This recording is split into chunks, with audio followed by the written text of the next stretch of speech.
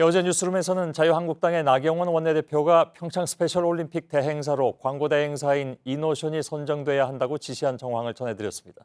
당시에 이노션은 나 대표의 딸 입학 면접을 봤던 이병우 전 성신여대 교수를 올림픽 예술감독으로 추천한 상황이었습니다.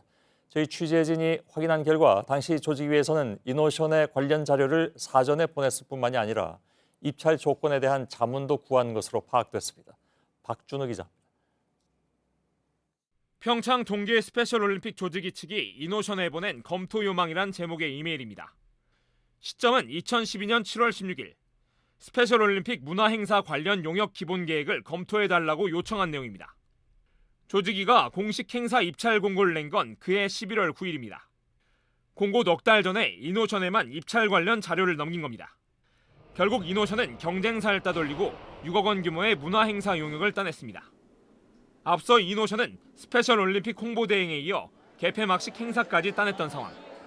특히 개폐막식 대행사 선정 과정에서도 조직위와 이노션이 사전에 접촉한 정황이 파악됐습니다.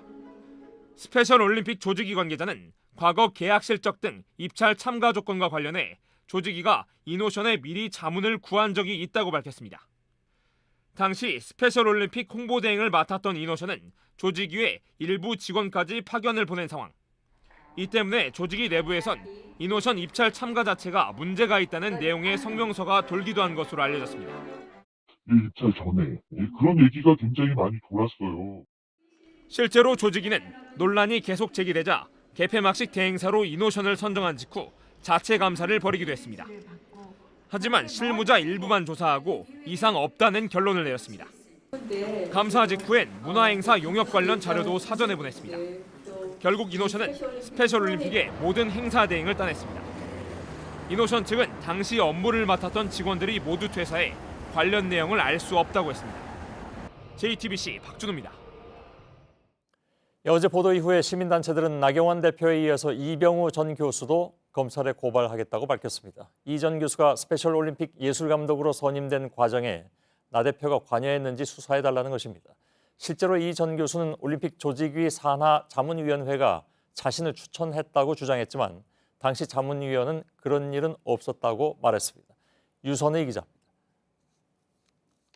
평창 스페셜 올림픽 조직위가 개폐막식 대행사 입찰을 공고한 건 2012년 5월. 당시 입찰에 나선 이노션은 예술감독으로 이병우 전 성신여대 교수를 추천했습니다. 이 전 교수는 당시 조직위원장이었던 나경원 대표의 딸 김모 씨의 학과장이었습니다. 당시 이노션은 입찰 제안서에 이 전 교수를 추천하면서 장애인에 대한 이해도가 높은 최고의 전문가라고 적었습니다. 스페셜 올림픽 조직위관은 개폐막식 공고에도 이노션이 예술감독을 선임하도록 돼 있습니다. 그런데 정작 이 전 교수는 이노션을 몰랐다고 했습니다. 이노션에는 아시는 분이 없으셨다고요? 그걸 하면서 이제 사람들 알게 됐지 그전에는 없는 것 같은데요. 오히려 올림픽 조직위 산하 개폐막식 자문위가 자신을 추천했다고 주장했습니다. 하지만 당시 자문위원의 말은 다릅니다. 자문에 추천한 적이 없는데 총감독 대상자들을 놓고 서로 상의해가면서 좁혀갈 텐데 그런 기억은 없어요. 오늘 사학개혁 국민운동본부와 민생경제연구소 등은 나 대표에 이어 이 전 교수도 검찰에 고발하겠다고 발표했습니다. 나 대표가 이 전 교수의 예술감독 선임 과정에 관여한 의혹을 조사해달라는 겁니다. 정치권에서도 잇따라 비판의 목소리가 나오고 있지만 나 대표 측은 아무 해명을 내놓지 않고 있습니다. JTBC 유선입니다.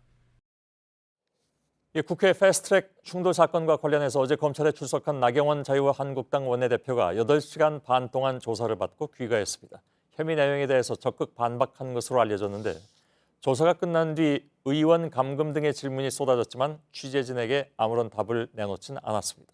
오선민 기자입니다. 나경원 자유한국당 원내대표가 8시간 30분 만에 검찰청사를 빠져나옵니다. 6시간 조사를 받고 2시간 반 동안 조서를 열람한 것으로 알려졌습니다. 지금 현재 자행되고 있는 여권의 총체적, 불법, 위협적인 상황에 대해서 수상히 설명했습니다.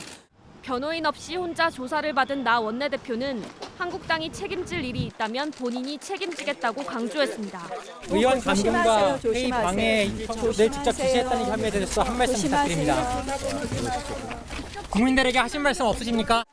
이어지는 취재진의 질문엔 답변하지 않고 빠져나갔습니다. 검찰은 고발 사실을 모두 조사했고 나 원내대표는 적극적으로 반박한 것으로 알려졌습니다. 나 원내대표 측은 어제 검찰 조사에서 충돌의 직접적인 원인은 불법 사보임이었다며 헌법에 보장된 저항권을 행사했다는 기존 입장을 유지했다고 밝혔습니다. 정당 방위라는 점을 강조한 겁니다. 패스트트랙 충돌 이후 7개월 만에 이뤄진 나 원내대표에 대한 조사는 이번 수사의 분수령이 될 전망입니다. 검찰은 기소 여부를 신속하게 판단할 것으로 보입니다. JTBC 오선민입니다.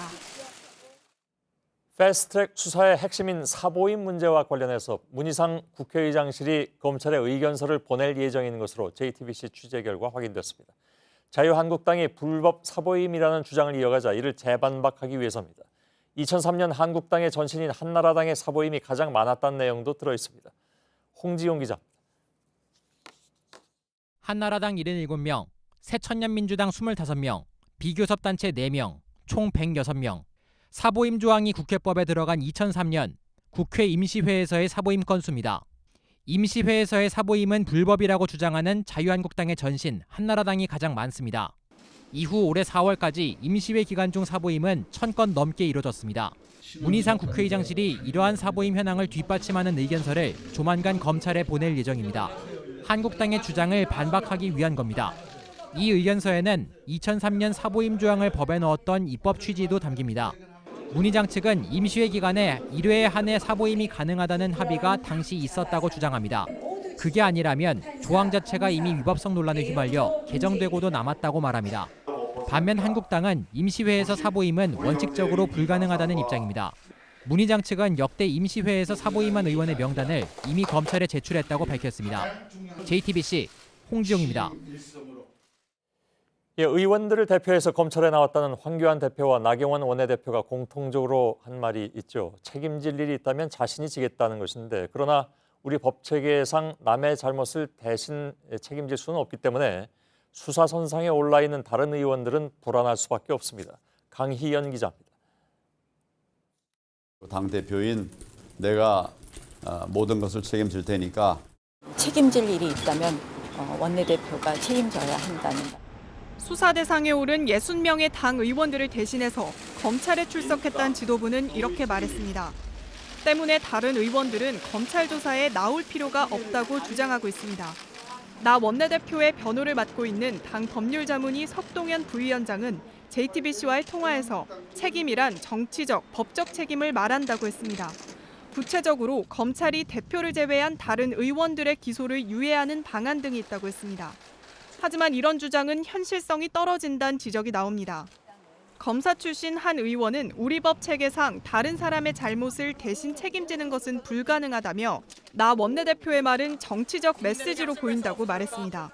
수사 대상인 한국당의 한 초선 의원도 실제 기소되면 골치 아파지는 건 의원들 본인이라고 말했습니다.